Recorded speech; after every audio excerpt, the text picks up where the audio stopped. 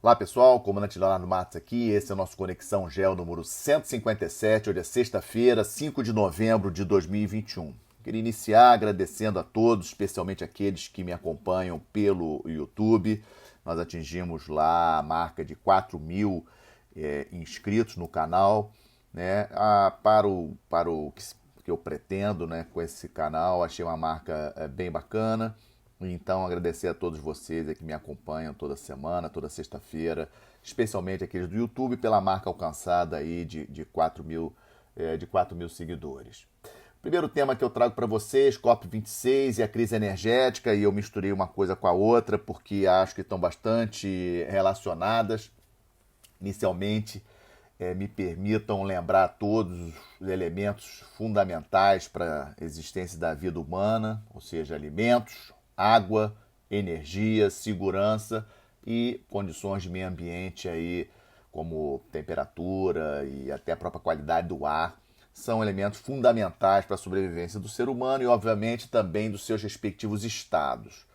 Mas nós não podemos esquecer, em termos de gradação, que ninguém quer morrer de frio, né? Ou seja, não ter energia para aquecer as suas casas, por exemplo. Estamos vendo aí a questão da crise energética justamente nesse momento em que se discute tanto a redução da poluição do planeta, né, para tentar reduzir o aumento da temperatura do planeta de uma maneira geral. E essas metas aí que foram acordadas em Paris, principalmente, na COP em 2015, lá em Paris. E o problema dessa COP26 agora em Glasgow é que ela coincidiu com um momento de crise energética no planeta, com falta de energia, falta de gás, preços dos combustíveis nas alturas, em função de que no ano passado fecharam a torneira por causa da pandemia, consumo geral de energia no ano passado caiu, e agora, na hora de retomar, obviamente, os grandes produtores querem fazer um lucrozinho e preço do barril de petróleo nas alturas, gás nas alturas, e logicamente acaba não combinando com a questão da redução da poluição, porque os países que possuem usinas geradoras de energia baseadas a carvão, por exemplo, acabam correndo atrás do carvão, como o caso de Índia, como o caso de China, como o caso de Rússia, e, como todos sabemos, carvão altamente poluente. E a COP26 também, e o sinal de que isso aí é uma realidade, é só a gente ver líderes importantes não comparecendo à COP26. O país maior poluidor do planeta, China, Xi Jinping não foi. A Rússia também é um grande poluidor, um dos maiores. O Putin também não compareceu. Ou seja, grandes causadores da questão que hoje nós estamos vivendo aí do meio ambiente não foram na COP26. Então, mais de qualquer maneira, tivemos aí a reunião dos líderes aconteceu na segunda e terça-feira, dia 1º, dia 2. O fato mais importante é a questão do desmatamento, um compromisso de mais de 100 países, inclusive o Brasil, República Democrática do Congo, Rússia, União Europeia, vários países, mais de 100 países se comprometeram em zerar o desmatamento ilegal até 2030. É uma meta bastante audaciosa, especialmente para os países de grandes dimensões como Rússia, Brasil, China, etc. Mas, na minha opinião, o ponto mais importante. Até a própria ativista sueca, né, de 18 anos, a Greta Thunberg, ontem no Twitter dela postou de que a COP26 está sendo mais um show-off de business green, né? Ou seja, business verde, gente lucrando com a questão do meio ambiente do que propriamente para resolver as questões. Eu achei bastante interessante essa observação dela. Segunda parte do nosso Conexão Gel, vamos para disputas hegemônicas, né? Tivemos aí nesse último final de semana a reunião do G20 lá em Roma, como eu já tinha falado no último podcast, não tivemos nada de muito especial, mas destaco as reuniões dos bastidores, né? E uma delas, o encontro entre o Biden e o Macron na sexta-feira, o Biden tentando ali se justificar com o Macron a questão daquele acordo da AUKUS, aquele acordo que deu um calote na França. A Austrália deu um calote na França aí de quase 60 bilhões de euros, vocês lembram, eu já comentei aqui com vocês, ou seja, a venda de submarinos de propulsão a diesel franceses que seriam construídos na Austrália, 12 submarinos, essa venda foi suspensa, foi cancelada pela Austrália, e a Austrália acabou indo para Estados Unidos e Reino Unido, que prometeram ajudar num programa de construção de submarinos de propulsão nuclear, como é o caso do programa do submarino de propulsão nuclear brasileiro.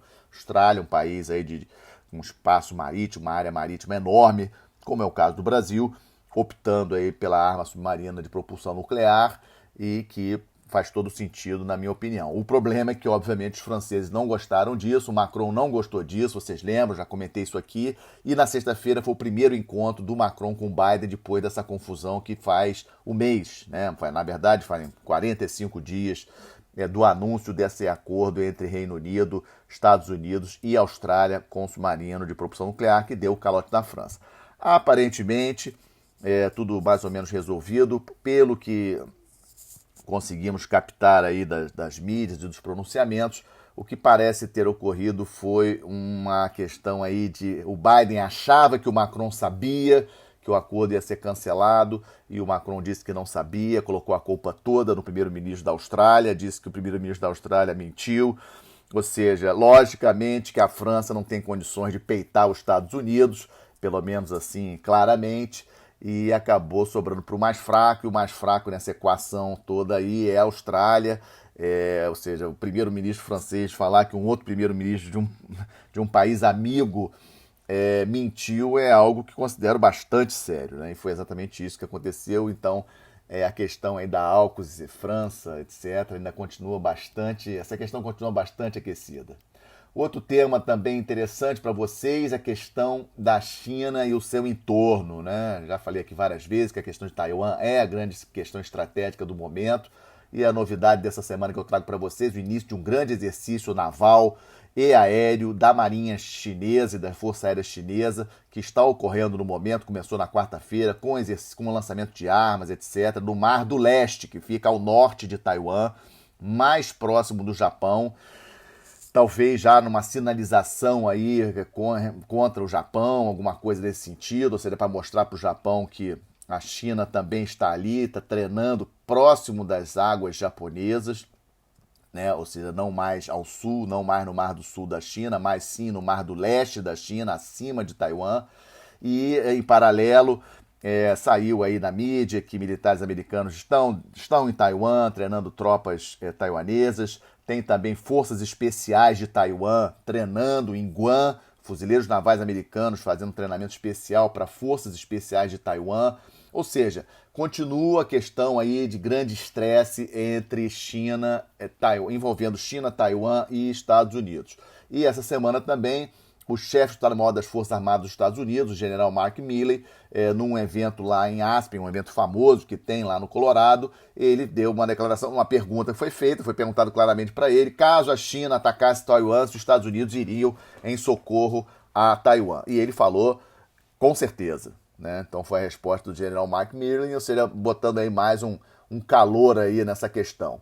E o outro dado também saiu quinta-feira, ontem, um dado novo, um documento novo do Departamento de Defesa dos Estados Unidos, dizendo que há uma previsão aí da China chegar a 1.000 ogivas nucleares em 2030, né? Ou seja, se aproximando do que tem Estados Unidos e Rússia em termos de número de ogivas nucleares. A China possui em torno de 400 ogivas nucleares atualmente, 350 a 400 ogivas nucleares, e há uma expectativa, de acordo com esse documento do Departamento de Defesa dos Estados Unidos, de chegar a 1.000 ogivas nucleares em 2030, ou seja, a questão ali continua bastante séria e, sem sombra de dúvida, nós vamos falar muitas vezes aqui no Conexão Gel. Em questão da balança da pandemia, terceira parte do 157 de hoje, duas coisas. Os números na Europa subiram bastante, leste da Europa, Rússia, eu já tinha comentado na semana passada, mas estamos vendo também números de casos aumentando em outros países da Europa de uma maneira geral. Isso acaba chamando a atenção da gente, de alguns especialistas que dizem que a vacina, na verdade, ela realmente, já vimos isso, né, claramente, alguns casos até de pessoas conhecidas, a vacina não impede que a pessoa contraia o vírus, mas, digamos assim, atenua os efeitos e não leva, por exemplo, a óbito e mesmo a internação. Vimos muitos casos aí de amigos nossos que foram vacinados, pegaram Covid depois, mas não agravaram. Então esse é o ponto positivo do Covid. E o percentual de vacinação no leste europeu, na Rússia, é muito baixo, proporcionalmente muito baixo. Mas outra coisa que também está me chamando a atenção com relação a isso é esse excesso de cuidado dos chineses, né? O Xi Jinping não foi a nenhum evento internacional até hoje, vários eventos internacionais com a presença de líderes internacionais, e o Xi Jinping não sai da China, né? E as próprias medidas de segurança também, as medidas de controle para qualquer estrangeiro que chegue na China também ainda bastante rigorosas, com quarentena. Ou seja, é algo também a gente pensar se a China, por acaso, não estaria, uma certa teoria da conspiração aqui. Eu não gosto de teoria da conspiração, mas eu tenho que chegar à conclusão de que algo parece realmente estar acontecendo. Ou seja, a China parece saber mais alguma coisa com relação ao vírus, que não divulgou para todo mundo, porque esse medo que o chinês está com relação ao vírus está começando a realmente me preocupar. Vamos seguir aí, infelizmente, convivendo com essa questão um pouco mais de tempo. Na parte do quadro Estamos de Olho, a quarta parte do nosso Conexão, estamos de olho nessa crise pesqueira entre Reino Unido e França. Ontem teve uma melhora, encontro aí de duas autoridades, Reino Unido e França, encontraram em Paris para discutir o tema. A coisa parece estar um pouco sob controle, mas um ponto negativo, mais uma consequência do Brexit, da saída do Reino Unido da União Europeia, a França querendo marcar posição, querendo mostrar que é forte. Já comentei isso aqui também, a França, sem sombra de dúvidas, surgindo aí a grande liderança da União Europeia junto com a Alemanha, sendo que em termos militares a França superior à Alemanha. Então o Macron também a gente nunca pode esquecer, temos eleições gerais na França no ano que vem, abril, maio do ano que vem. O Macron precisa sempre mostrar uma postura aí de força. Outra questão que estamos de olho é a questão do Líbano, o Líbano com uma crise seríssima, e um depoimento, uma gravação aí de uma entrevista de um dos ministros do governo do Líbano contra o apoio dos países árabes, Arábia Saudita, os países do Golfo em relação ao Iêmen, a guerra civil do Iêmen. Lembrando que a guerra civil do Iêmen já dura bastante tempo e tem de um lado os sunitas do Iêmen apoiados por Arábia Saudita, Bahrein, Emirados Árabes Unidos, e do outro lado os xiitas do Iêmen apoiados pelo Irã. E aí esse ministro libanês foi fazer deu uma entrevista, a entrevista vazou, e o resumo da ópera é que o Líbano, num caos econômico astronômico, com falta de combustível, com falta de as pessoas ali tendo que ficar em filas intermináveis para poder ter algum combustível, e o Líbano com essa crise com os países árabes. A Arábia Saudita retirou seu embaixador, os países Bahrein, Emirados Árabes retiraram seus embaixadores de Beirute, uma situação bastante delicada. Outro tema também que estamos de olho, a crise na Etiópia. A Etiópia é a segunda maior população da África, mais de 100 milhões de habitantes, e a Etiópia, aí numa guerra civil, completou um ano com aquela região ao norte da Etiópia, aquela região de Tigray, só que a coisa reverteu, né? O governo da Etiópia não está conseguindo frear as tropas lá de Tigray, dessa região ao norte da Etiópia, e inclusive com suspeita e com temor de invasão da capital, Addis Ababa, né, a capital da Etiópia, que tem 5 milhões de habitantes. Ou seja, preocupando, né? A capital de um país importante da África. A gente sabe que aí estamos aí com o caso do golpe de Estado no Sudão, tivemos golpe de Estado na Guiné. Ou seja, a África continua bastante complicada, mas essa guerra civil na Etiópia é um dado que trago para vocês, está me preocupando bastante. Estamos de olho também nas eleições na Nicarágua, nesse final de semana. Uma eleição já de carta marcada, Daniel Ortega, muito amigo de líderes da esquerda aqui na América do Sul.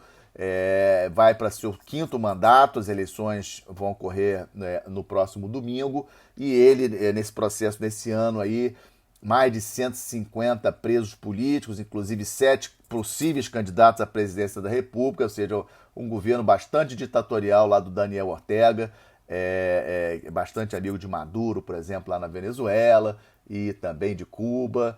E estamos de olho nessas eleições para ver como elas vão efetivamente proceder, embora tudo indique que o Daniel vá vencer as eleições mais uma vez. Segue o drama na fronteira Bielorrússia com Polônia e países ali do Báltico. Vocês lembram, eu já comentei sobre isso, acusações sérias da União Europeia contra a Bielorrússia, de que a Bielorrússia estava usando de refugiados como arma contra a União Europeia. Inclusive aí relatos aí de 5 mil refugiados do Iraque, de outros países do Oriente Médio, Afeganistão, etc., foram, digamos assim, infiltrados dentro da União Europeia via Polônia, para chegar na Alemanha. Né? O governo alemão já confirmou que 5 mil entraram aí na fronteira somente no mês de outubro, entraram na Alemanha ilegalmente no mês de outubro, então é uma situação que a gente também está acompanhando.